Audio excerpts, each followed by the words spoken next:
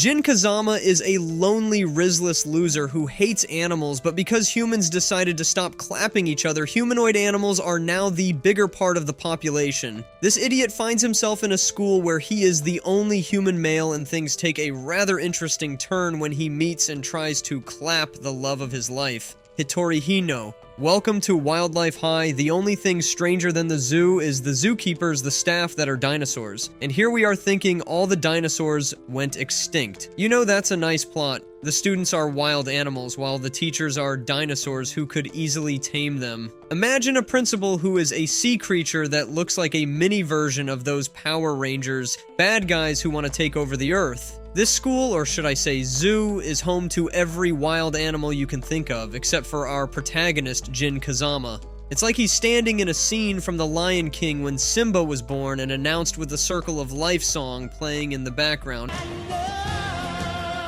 He's just a regular, stupid, disgusting human who somehow ended up in the worst possible version of Beastars meets Pokemon, but without the Pokédex to guide him. Things go sideways faster than you can say, Team Rocket's blasting off again! Jin, in the middle of all the ruckus, picks up a pineapple and throws it into an open space, but a wolf girl with pink fluffy hair was all over the open space and it hit her like a stray bullet. She fuses around and tries eating the principal.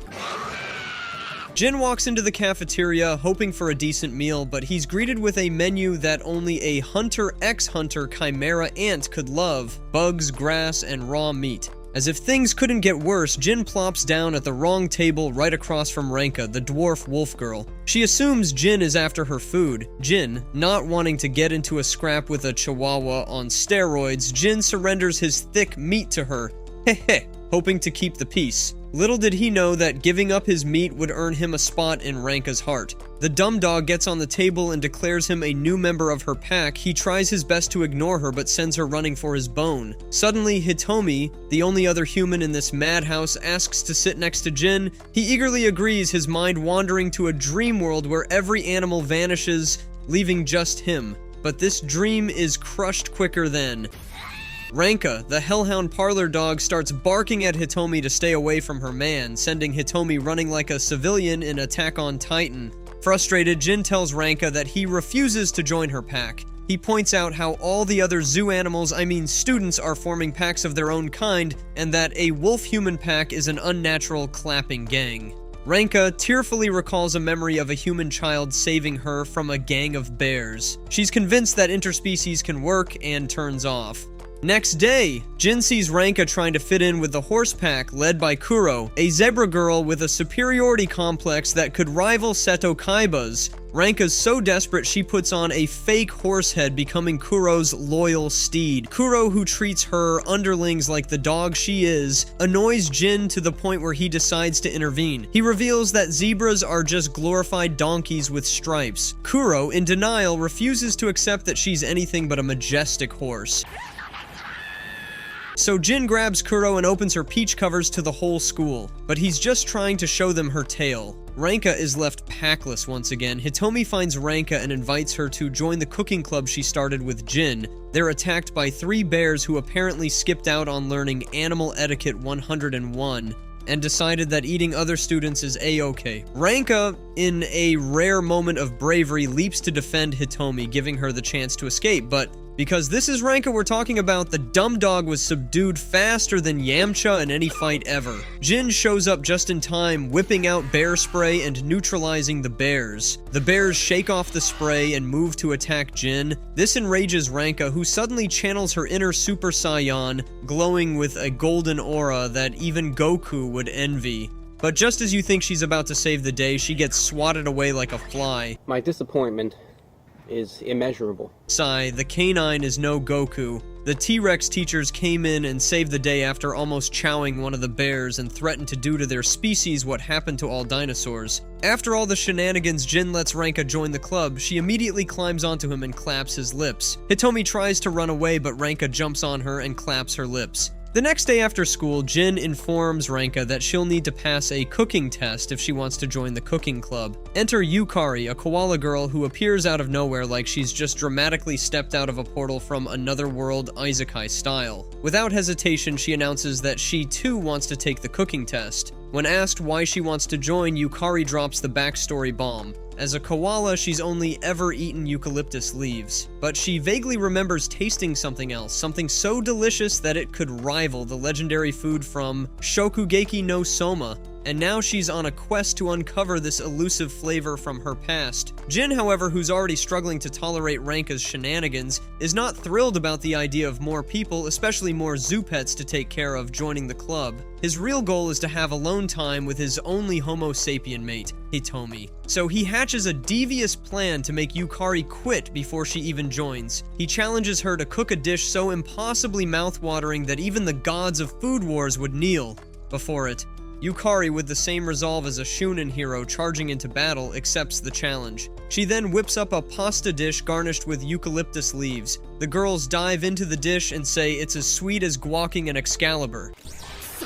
Jin, meanwhile, sulks in the corner like a defeated rival. Next up is Ranka, whose cooking skills are somewhere between a toddler's and my baby sister putting together a sand meal. Jin watches over her with the anxiety of someone defusing a bomb because honestly, he's not sure if Ranka won't somehow burn the entire school down. Yukari watches Jin and Ranka cook together and starts to wonder why Hitomi isn't upset that Ranka seems to be stealing her man. Hitomi, ever the calm and collected one, brushes it off, saying that she and Jin are just friends, an arrow to Jin's heart. He convinces Ranka that to make a delicious meal, she needs to pour all of her love into it. Ranka gets to work, and the result is... well, let's just say it looks like something that came out of a dinosaur. Jin, feeling like Lelouch after executing a perfect strategy, informs Yukari that her next challenge is to eat Ranka's culinary abomination. But plot twist, Ranka, with her eyes wider than a begging cat's, begs Jin to taste her dish too, insisting that it's a masterpiece of trash. Yo! Yukari dives right in and takes a bite, and to everyone's shock, her eyes lit up and she said this is the famous meal she has been looking for, but turns out, baby koalas eat their mom's droppings to develop resistance to eucalyptus toxins. Yukari is horrified, yet she can't stop herself from eating more of Ranka's abomination. Lurking in the shadows like a classic anime villain is Kurumi, a cat girl who's been secretly watching this entire culinary disaster unfold. The next day, Kurumi sneaks her way into the cooking club, using her hypnotic cat powers to charm the gang into letting her join. Jin, who has a deep-seated hatred for cats, is immune to her charms, but the girls are smitten. Yukari and Hitomi are basically under Kurumi's spell, but the spell wears off when she says he wants to turn it into a sleeping club. Miu is a sleeping beauty, because that's what she's going to be doing 80% of the time. Ranka yanks her into the club. Despite Jin's resistance, the dumb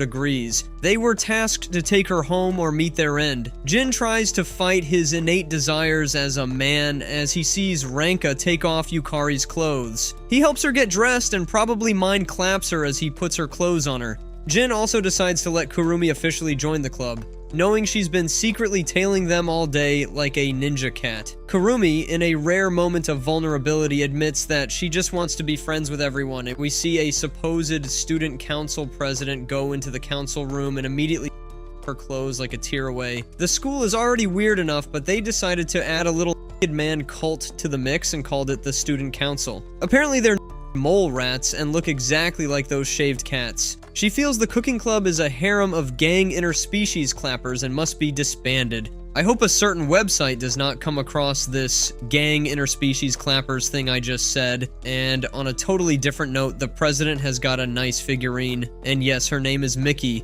Meanwhile, over at the cooking club, Jin and Ranka are suddenly kidnapped by a harem of lion girls like they were going to offer them as burnt offerings. The king lion wants Jin's help in capturing the heart of a gazelle. No, not a gazelle. She's a Kampala. And that raises this thought, why are all the male animals in this zoo look like the animals and the females look humanoid? With Jin's advice he never actually gave, King finally musters the courage to talk to Sho. the Kampala. And so throughout the rest of the day, King tries to approach Sho several times, but his intimidating demeanor just scares her off every single time. Things take a wild turn the next day at school when a group of male lions suddenly challenge King for ownership of his harem, holding Sho hostage. They've noticed King's weird obsession with Sho and have decided it's time to challenge him. One of the lions even threatens to devour Sho. The lion puts his tongue all over Sho, and this instantly triggers King's inner Super Saiyan mode. But just as King's about to finish off the last lion, he surprises everyone by cutting off his own impressive black mane. This mane was, unfortunately, the only reason his harem loved him in the first place, so they all left him in a split second. This gives Sho and King to kickstart their new relationship. I'm wondering how no one has seen or stepped on these moles videoing the whole thing all this while. After watching the video of this whole debacle, Mickey is even more convinced that Jin is not only trying to create a multi-species clap gang for himself, but is also encouraging other males to join interspecies clapping. On her way to the cooking club, Mickey and her mole rats bump into Kurumi, a cat girl who's clearly been watching too much Tom and Jerry and is eager to toy with her new rodent friends. To protect their queen, the mole rats bravely sacrifice themselves as Kurumi's playthings while Mickey presses on to confront Jin. When she arrives at the club room, Mickey bursts in, accusing Jin of being a perv and immediately shedding her clothes again. Someone should introduce this queen mole to a... She orders Jin to disband the cooking club, claiming it's just a front for his interspecies clapping schemes. But just as Jin is denying everything, King casually waltzes in with impeccable timing and proves Mickey's point. At that moment, Ranka steps in and saves the mole rats from being eaten by Kurumi, and in a surprising turn, the mole rats convince Mickey that there's nothing unnatural about being friends with other species. Pharrell, Ranka's Goliath-sized older sister, arrives at Ranka's school, but instead of making a grand entrance like Lord Beerus from DBS, she nervously hides in the shadows, spying on her little sister. When she overhears Jin calling Ranka a dumb dog, she absolutely loses it. She bursts into the cooking club like a kaiju in a Kaiju No. 8, ready to rip Jin's head off. But her fury is quickly subsided when she's reminded of how adorable Ranka is. Pharrell then asks Ranka to come back to her pack, but Ranka refuses, dramatically declaring that she and Jin are basically husband and wife now. Of course, Jin immediately denies it faster than Peter denied Jesus. But Pharrell, being the loving older sister she is, becomes convinced that the only way to get Ranka back is to make Jin a pack member too. However, when Ranka says that this would only make her hate her, Pharrell is utterly crushed and now has to be carried out by her pack members. The next day, a group of lion boys, clearly not the brightest carnivores in this zoo, stupidly believe that Jin, who can't fend off little Ranka for his own life, is powerful enough to have defeated Pharrell. In their 2D logic, this means that they now need to defeat Jin in order to win the king's throne. But just as they're about to throw down, Yina, a hyena with a swagger you'd see in the 1980s, appears out of nowhere and instantly defeats the lions in just a few seconds. It's like watching Saitama from One Punch Man casually take out enemies without breaking a sweat. Yina's got his own fangirls too. After mopping the floor with those useless lions, Yina turns his attention to Jin, challenging him to a fight to prove he's stronger than Pharrell. Jin immediately refuses because he's not a woman beater but a woman clapper. This completely throws Yina off guard. Yina insists that he's a boy, but Jin, with a straight face, just points out that only female animals in this world look half human, while the males don't. Oh, so it's the plot that made female animals human clap-able. This leaves Yina speechless. Determined to prove his masculinity, Yina barges into the cooking club later that day. Jin, clearly tired of this nonsense, just agrees without hesitation that Yina's a male and shoos him off like he's dealing with a stubborn cat in Nyan Koi. However, Yina knows this isn't sincere. He can smell the lack of conviction and decides to go all out to prove once and for all that he is a male. I'm still wondering why someone has not stepped on these mole rats. They show Mickey a live stream of what's going on in the cooking club. Upon seeing the footage that looks like a hyena and Jin struggling to clap, she passes out. Jin casually drops a bombshell that female hyenas also have an Excalibur like the males. Well, just not as humongous, but something like that. Yina is completely shocked to learn this. He realizes that he actually was a female this entire time. She realized she's been on the wrong side of the gender spectrum all this while. She realized that she's been masculine-less. As the school sports festival looms on the horizon, Ranka is absolutely buzzing with excitement. She asked her clubmates to compete with her, but they all turned her down like her idea was a death mission. Mui, on the other hand, who's always wanted to have more stamina to her minus 1000 stamina. Ranka is thrilled, and throughout the day, Ranka and Miu begin their rigorous training. Miu's version of rigorous training involves collapsing after 2 steps, but something I love happened. The first time she fell on this god-forsaken mole men. They all rally round to get their fellow man from underneath her buns. The mole rats and the trainees put their heads together to help out Miu despite being as fragile as a piece of antique porcelain.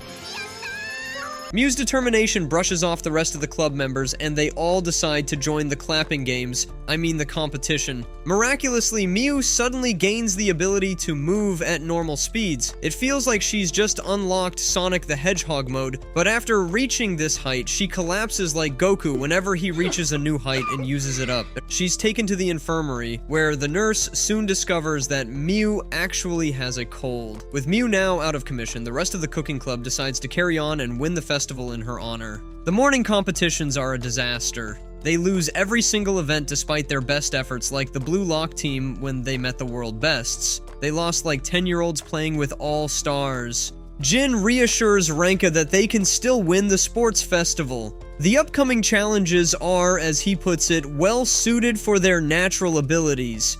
Second half!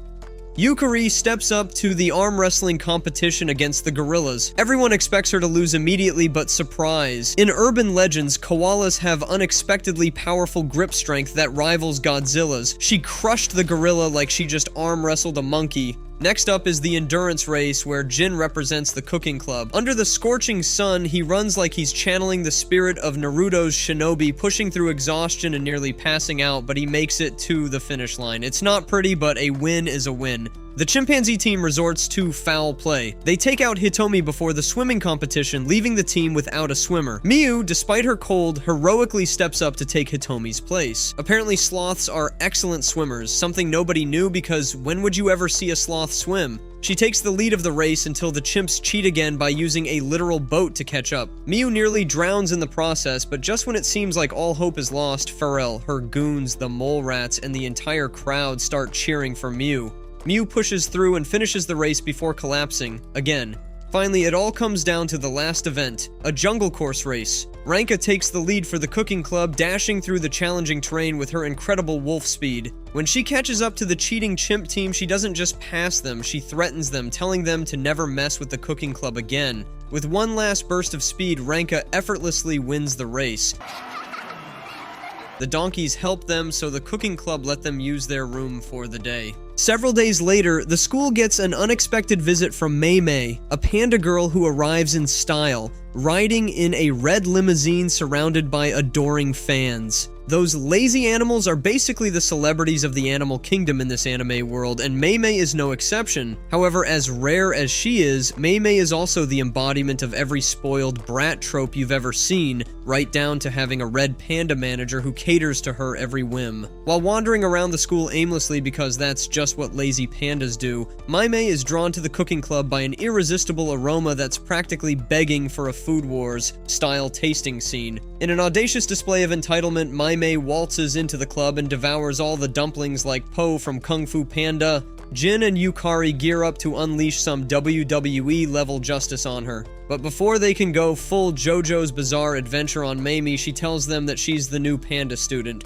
The club members instantly switch gears from ready to brawl to starstruck fangirls. But not Jin. Jin is completely immune to her panda charm, as unimpressed as Saitama is with just about everything in One Punch Man. He grabs Mei Mei without a second thought and yeets her out of the club room like she's yesterday's leftover-infested bread.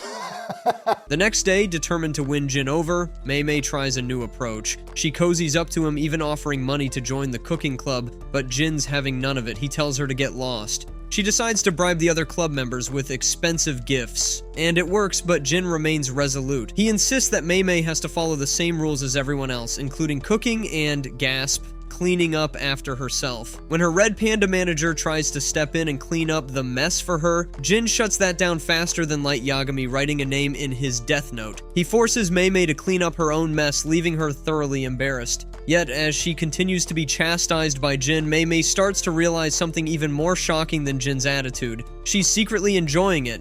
The next day, Mei Mei shows up at the cooking club again. He's now determined to find a way to permanently keep her out of his clap gang. To join the club, Mei Mei needs unanimous approval from all the members. This includes Kurumi, the resident cat girl who reacts to strangers encroaching on her space the way a cat reacts to a cucumber. To make Kurumi more comfortable with Mei Mei, the gang decides to lock Mei Mei in a cage, because, that's totally a normal thing to do. Despite her bizarre enjoyment of the situation, Kurumi remains stubborn and refuses to give her approval. Unfazed, Mei Mei vows to stay in the cage until Kurumi finally accepts her. She spends the entire night sleeping in the cooking club, proving that she's got what it takes to be in this interspecies clap club. The next morning, Mei Mei wakes up to find herself wrapped in a blanket. Naturally, she assumes this was a gift from Kurumi, and this simple gesture sends her into full-on maid-sama style fangirl mode. Just as Mei Mei is basking in her warm and fuzzy feelings, Kurumi bolts into the club room and announces that she's decided to approve Mei Mei's admission to the club. But because Kurumi is, well, a cat, she immediately alternates between showing fondness for Mei Mei and then completely ignoring her. One moment she's purring and rubbing up against Mei Mei, and the next she's acting like Mei Mei doesn't exist. But the initiation isn't over yet. Ranka explains to Mei Mei that to be officially accepted into the club, she has to perform one last task: the pack leader. Instead of Ranka, Mei Mei shocks everyone by tongue clapping Jin, believing him to be the alpha male. Mei Mei becomes absolutely flustered when her error is explained to her. Yenna and her brothers eat, and this gender-confused zoo animal chews on a bone, the wrong kind of bone a lady should be taking, and tells her brother that she's finding it hard to fit into the woman's lifestyle. They tell her, realizing that she's a peach and melon weirder, not an Excalibur lord, even though she has a little pocket knife in between her chopsticks. She goes on a search for a peach wielder that's really good at acting like a peach wielder. She runs into Hitomi after femininely dusting the floor with the ugly faces of some carnivores. Farrell and her gang stand in broad daylight thinking that they're hidden and spying on Ranka and Jin. Farrell was interrupted by a little animal she saved a while ago. Her name is Anamitsu Tell for shorts. Tell says she wants to join her gang, but they tell her that she's way too tiny and not their species, but Tell points out Yenna, who's standing not too far away and studying Hitomi. She later goes to the table Hitomi during break and sits opposite her. Wait, there's an actual bone meal? When I could feed you my bone for free. She's having serious troubles acting like a lady because everything she does, she still feels like an angry tigress. She goes to the remaining cooking club members and tells them that she has decided to embrace her inner melon wielder. She's trying to imitate Hitomi, but Jin tells her that even if she dies and reincarnates, she'll still be the man-woman she is. Oh my god! They try to make Hitomi look like Yenna, but they only made her look like a baddie, not a manie. When Hitomi says something, the cuteness hits them and they all bleed like Sandy when he sees anything bearing melons in one piece. Just then, Tell arrives and says she wants to go toe-to-toe with Ranka. Yenna just picks her and yanks her out of the room like an unwanted certified clapper. I haven't named a Meloneer because the melons aren't as mesmerizing as a few other anime. Also haven't used sneak peek because there's nothing to sneak a peek at here, but I'll give you this. Sneak peek at 8:51, and that's all this anime has got to offer you, you self-clapper. Yenna and Jin go at it because we and Jin know that someone as rusty as Yenna can never be as polished as Hitomi. Hitomi shows her the ropes on how to act. Back at home, Yenna tells her brothers that a lady at school is teaching her to act like a lady. They were very excited, but the excitement was brutally stabbed in the chest when she came back home and said she has decided to go back to behaving like an Excalibur wielder. The fight that Tell asked for, she eventually got it, but that was all to get Farrell's attention. She did too, and also got into Farrell's pack. Jin's class is off on what they think will be a typical field trip to the Mysterious Sea Academy, a school that's basically the One Piece version of Hogwarts if Hogwarts were submerged underwater. Jin is already annoyed before they even arrive, but Jin hopes this field trip will provide the perfect opportunity to get closer to his crush, Hitomi. When they finally reach Sea Academy, everyone is blown away by how different it is from their own school. Picture My Hero Academia meets Free, but with a twist. The students here wear swimsuits instead of uniforms, and classes are held underwater. Yes, underwater. Imagine trying to take notes while a fish casually swims by, but Jin is completely unimpressed. Meanwhile, Kana, a beluga whale girl, tries to put on a welcome show for Jin and his classmates, but her big moment turns into a complete disaster. She runs out of breath halfway through and in true comedic fashion flees the scene. Jin sees this as the perfect chance to ditch Ranka and finally get some alone time with Hitomi. He tells Ranka that as the self-proclaimed boss, it's her duty to cheer up Gna. Ranka, along with Mei, enthusiastically takes off on this new mission. They soon catch up to Kina and learn her secret. She dreams of becoming one of the school's idols, known as the Dolphin Girls. It's like she wants to jump from Finding Dory straight into an Idol Master episode. But there's a problem. Ruka, the leader of the Dolphin Girls and a dolphin with sass, refuses to let Kna join. Why? Because beluga whales, according to Ruka, are just too slow to keep up with dolphins. Jin arrives just in time to throw out some advice. He suggests that instead of dancing, Kna should focus on her singing, leveraging the fact that beluga whales are known for their vocal talents. Everyone's hopeful for about 2 seconds until Kna opens her mouth and unleashes a voice that could only be described as the unholy offspring of Hatsune Miku and a broken kazoo. Later that night, Jin is approached by Ruka. Due to the unique sleeping patterns of dolphins, Ruka alternates between two personalities, kind of like she's been watching too much Tokyo Ghoul. One moment she's tearfully begging Jin to make Kana quit trying to join their idol group, fearing that a mixed species show would only humiliate her. The next moment, her other persona takes over, threatening Jin. She warns him in a way that would make Death Note's light Yagami proud. Meanwhile, Kna confides in Ranka about her doubts. She's worried that different species just can't perform together. Ranka is confident that Jin's singing idea will work because, in her mind, Jin is basically the anime equivalent of a life coach. Little does she know, Jin accidentally overheard this conversation. Feeling guilty for leading Na down a path of potential failure, he decides to help her out. He points out that Kna has been trying to sing with her mouth, but beluga whales actually sing using a special cavity in their heads, a detail that Ruka, despite all her Idolmaster expertise, had no clue about. The next day, Kina and the cooking club join forces to put on a show for the entire school high energy, and a crowd that's ready to be wowed. To everyone's astonishment, Kna delivers an absolutely breathtaking song using her special cavity. The sound resonates through the water, touching the hearts of everyone in the audience. Even Ruka, who had been dead set against Kna's participation, is overwhelmed by the beauty of her voice. In a dramatic anime twist, Ruka's two personalities converge. They both express a newfound desire to support Kna and help her reach her full potential.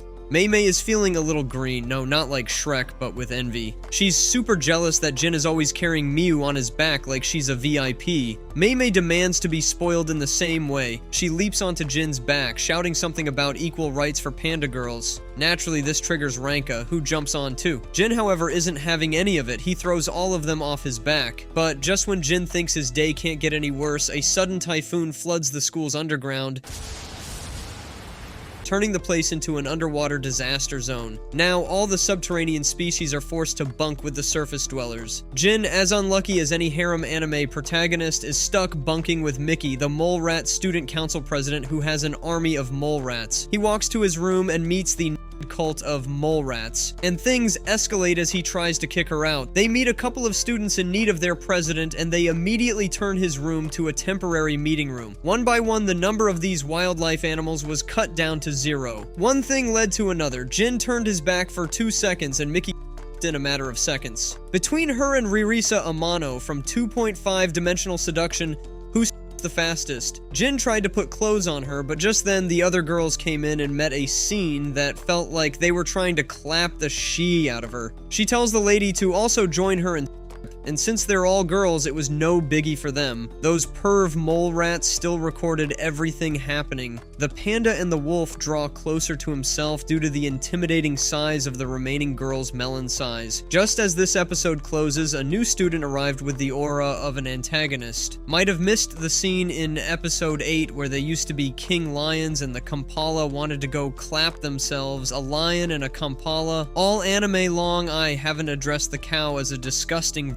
and that's because the person he aims to clap is not sitting on a platter of gold for him, or rather, she's not willing to be spread like butter. The next day at school, a new transfer student named Anne witnesses Jin pulling off an epic save by rescuing Ranka from a pack of peach-thirsty canines. When Anne arrives at the cooking club, she's greeted by the girls and the donkeys instead. The girls and the donkeys are thrilled, and honestly a bit surprised, to see another human join the school. Meanwhile, Jin, on the other hand, was roped into Ranka's heat season as she stepped out thinking her heat period was over.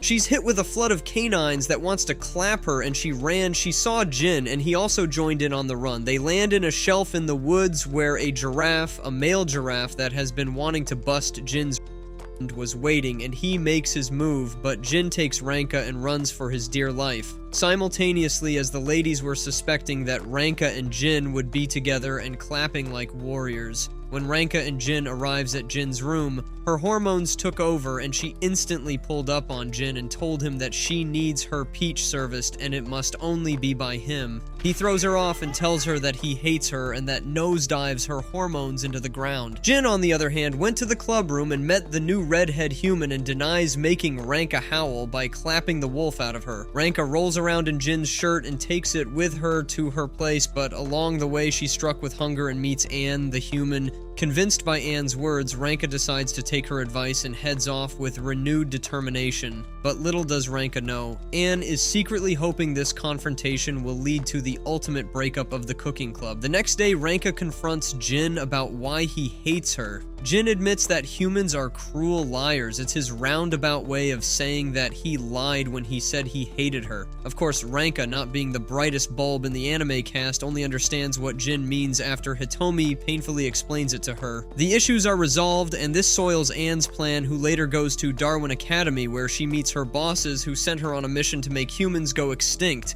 They ask her if she'll be able to do the job. When the school festival kicks off a few days later, Anne makes a dramatic return to Jin's school. She's here to help the cooking club serve food in their little cafe. Yena also jumps in to help, but the moment she and Anne lock eyes. Meanwhile, Jin is off in his own little world, fantasizing about how he's going to impress Hitomi with his incredible carnival game skills, and suddenly senses that her team from the Alliance of Extinct Species has arrived at the academy. Not wanting Hitomi to get caught in the crossfire, Anne pulls off a move straight out of Naruto and knocks her out before attempting to whisk her away to safety. However, Yena isn't about to let her get away that easily. She jumps in, leading to a heated confrontation that feels like it's been building up for seasons. At the same time, Jin is wandering around the festival, still lost in his daydream about Anne and Hitomi clapping. Wait, they're ladies, so they'll be vigorously, until he absent-mindedly bumps into Barbary, a menacing figure from a species of lions that went extinct due to human activities. Barbary is also a member of Anne's team, and he's not here for funnel cakes and cotton candy. Without hesitation, Barbary seizes Jin, and it looks like it's game over for our hero. But just when you think Jin's about to get a permanent exit from the show, King shows up in the nick of time. However, Barbary lunges at King, sending the mighty lion flying with a punch that could make Saitama proud. Seeing how easily King is knocked down, Barbary sneers, blaming his weakness on his attachment to Sho. Barbary mocks King's love for Sho, but when she tries to defend him, Barbary crosses the line by slapping her across the face like an NPC. And that's when Barbary knew he'd made a grave mistake, because slapping someone's love is basically a death sentence. King's eyes flare up with the fury of 1,000 Dragon Ball Z battles, and he instantly goes full Super Saiyan mode. He dashes toward Barbary with a speed that rivals Naruto in full sprint. And although Barbary tries to hold his ground, he's ultimately no match for King's sheer rage. King delivers a powerful fist to Barbary's cranium, sending him crashing to the ground. With Barbary defeated, King and Jin waste no time in interrogating him. They demand to know who he is and why he came to the school, and it doesn't take long for them to learn the truth. Hitomi is in danger, and it's all because of Anne.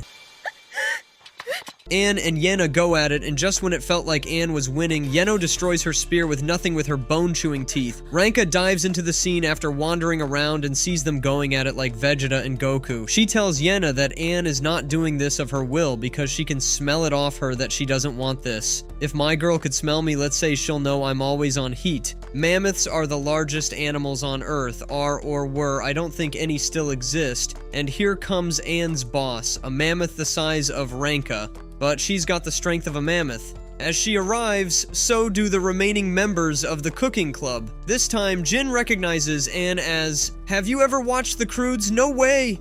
It just hit me too. That Eep from the Croods. You know, the girl that fell in love, she had red hair too and very sparkly eyes. All this while, Anne has been one of the ape men. No, ape men is rude. She's been one of the Croods, cavemen. She's human, but the caveman lost to the modern human during a toggle. Yenna calls the mammoth little, and this infuriates her. She stomps forward at them. King, with his newfound strength, and Yena the tomboy were easily wiped away by the mammoth like they are polybags.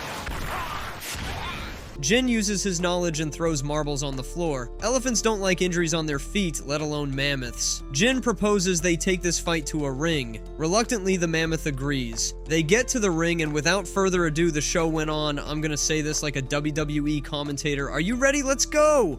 Let's call Ranka Rey Mysterio, and I just realized that I don't know the mammoth's name, but let's call her the Undertaker. The Undertaker's punches are like sledgehammers, but Rey Mysterio punches are like splashing water on a wall. It's useless. But Rey Mysterio has speed, and she uses it, but it was useless as the Undertaker punches the floor and destabilizes her. The Undertaker takes swings at Mysterio, and she knows if she takes any of those, and whoa. The Undertaker saves Rey Mysterio right in the guts, and she bounces off the rails, and that ends round 1. Phew, that was intense. Now for round 2, before we could count our luck, the Undertaker sends Rey Mysterio into the sky with an uppercut. Guys, is this gonna be it for Rey Mysterio? But no! She's on her feet again at number, but her face is gone. Just for this win, Jin pets her and tells her she can do it, and she's charged up. She runs back into the fight. Look, she's got an opening, she's taking her chance, but look! It's just bait. The Undertaker sends her flying out of the ring. The crowds cheer, but just as she gets up in Super Saiyan Blue form, Anne tells the mammoth that they cannot be friends anymore, and this shatters her heart. Rey Mysterio dives in for a final blow and lands it, and with that, she takes the win! And I'm not gonna look over the fact that Hitomi looked more sumptuous than ramen during the fight. If you like the video, make sure to check out one of these other two right here. Also, if you want to see the full plot-filled version, no restrictions, just subscribe to our Patreon in the description below.